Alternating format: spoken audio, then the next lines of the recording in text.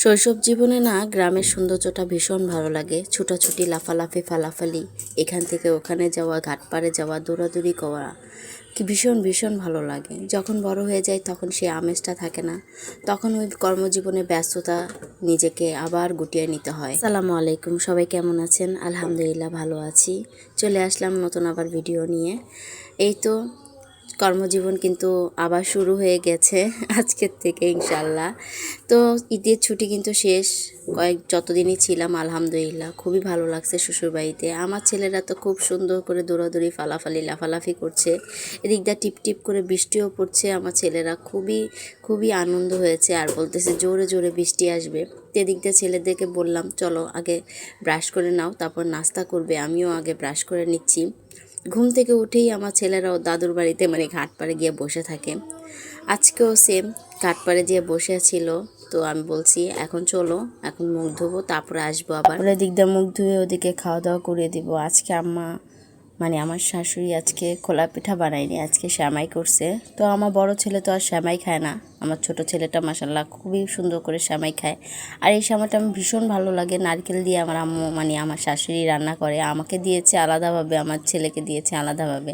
আর নারকেল দিয়ে শ্যামাই খেতে ভীষণ পছন্দ আমার, বরাবরের মতনই আমার এই নারকেলের শ্যামাইটা ভালো লাগে। তো এদিক দিয়ে দেখলাম আমার বড় আম্মু পিঠা বানাচ্ছে। এই পিঠাগুলো আমাদের ঢাকায় নিয়ে দিয়ে দিবে, ঢাকায় যেতে দিবে।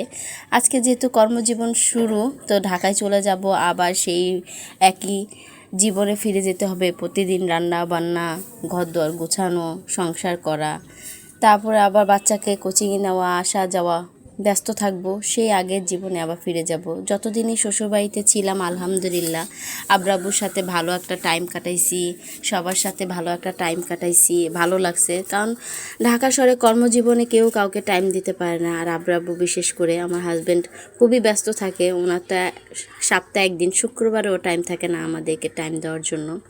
তো এই যে যতদিনই ছিলাম 7-8 দিন ঈদের, ততদিনই আলহামদুলিল্লাহ আমার হাজব্যান্ড আমাদেরকে খুবই টাইম দিয়েছে, অনেকটাই ঘুরতে নিয়ে গিয়েছে, অনেকই আনন্দ করেছি আলহামদুলিল্লাহ। বাচ্চাদেরকে খুবই টাইম দিয়েছে, আর বাচ্চারাও খুবই মিশুক হয়ে গেছে ওর বাবার সাথেই। বাবা ছাড়া কিছুই বোঝে না দুইটা ছেলে আমার, মাশাল্লাহ মাশাল্লাহ। তো এদিক দিয়ে চলে আসছি সবার কাছে বিদায় টিদায় নিয়ে। এই তো বাসে উঠবো, বাসের জন্য অপেক্ষা করতেছি, টিকিট কাটছে আব্রাব্বু। তো এদিক দিয়ে আমি আবার বাসে উঠে অনেকক্ষণ ঘুম দিয়ে তারপরে এই তো চলে আসলাম নূরজাহানে।